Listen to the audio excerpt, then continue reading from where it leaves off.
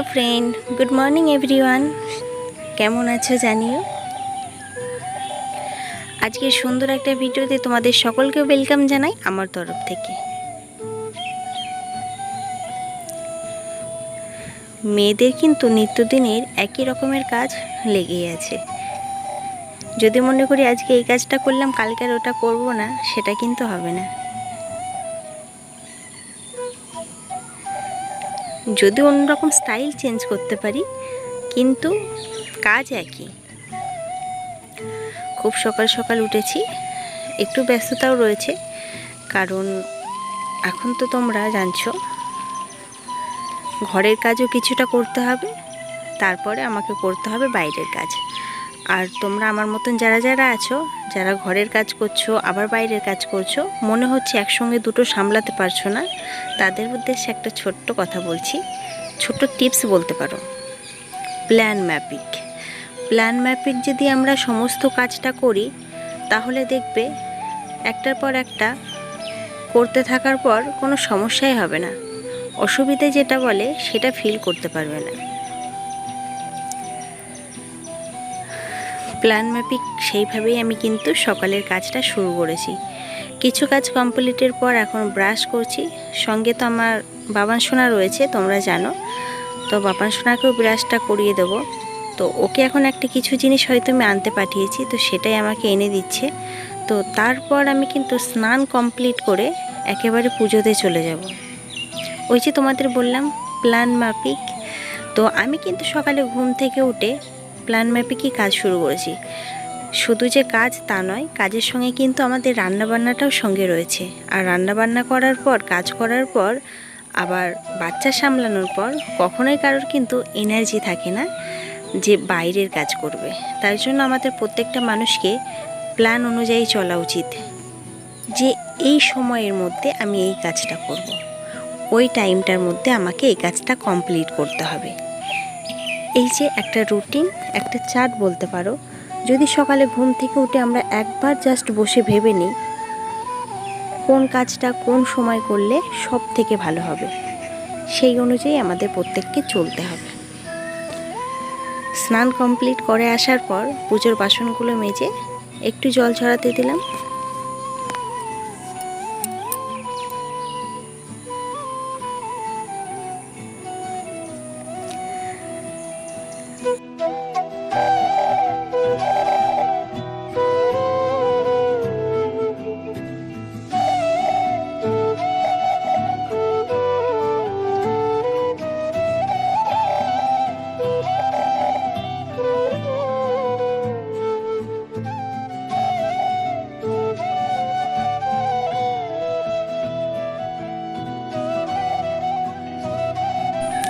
আর আমরা কিন্তু প্রত্যেক দিন সকালে উঠে প্ল্যান ম্যাপিক চলাই চেষ্টা করি। তার আগে আমাদের প্রথম লক্ষ্য কী থাকবে? ঘড়ির দিকে চোখ রাখতে হবে। ঘড়ির কাঁটাটা যে অনুযায়ী চলছে, আমাকে কাজটা ঠিক সেই অনুযায়ী করতে হবে। খুব স্লোলি কাজ করলে আমরা টাইমে কখনোই কমপ্লিট করতে পারবো না, তাই তো? তো আমার উদ্দেশ্যে বলছি না, এই টিপসগুলো তোমরাও ছোট ছোট কাজে লাগাও।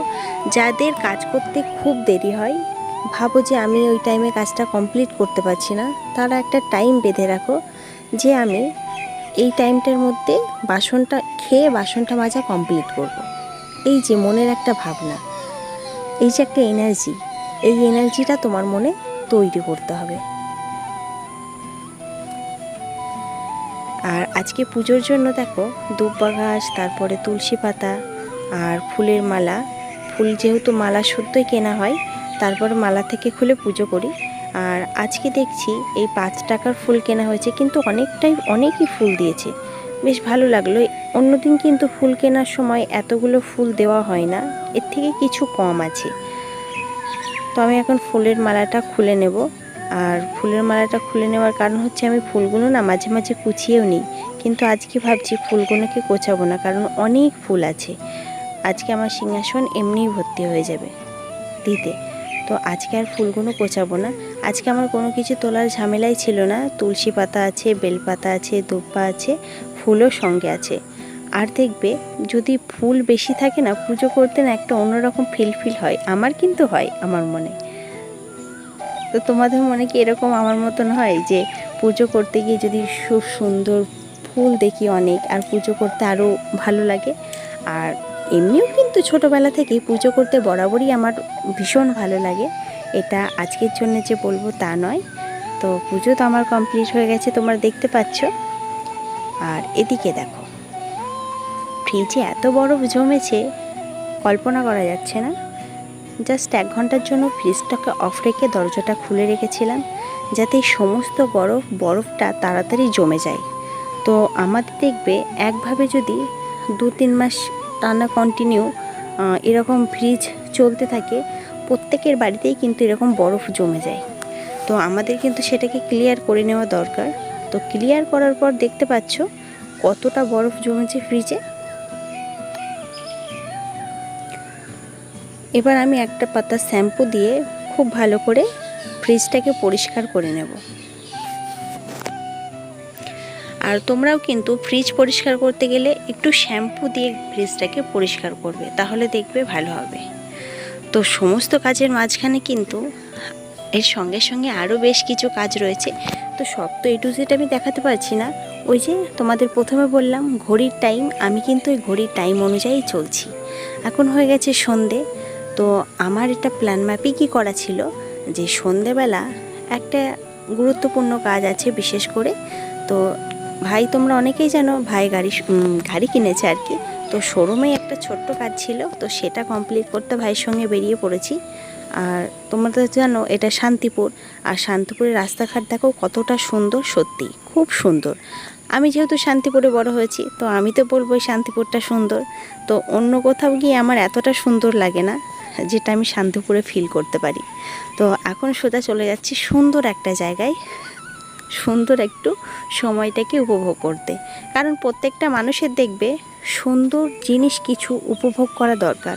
সারাদিন এত কাজের ব্যস্ততার মাঝে যদি একটুখানি সময় নিজের জন্য বার করা যায়, তাহলে কিন্তু খুব ভালো লাগে। আমার তো ভালো লাগে, আর তোমরাও কিন্তু প্রত্যেককে চেষ্টা করবে সারাদিন ব্যস্ততার মাঝে এত এনার্জির পর যদি একটু ছোট্ট সময় বার করে নিজেকে দেওয়া যায়, তাহলে কিন্তু বেশ ভালো লাগবে।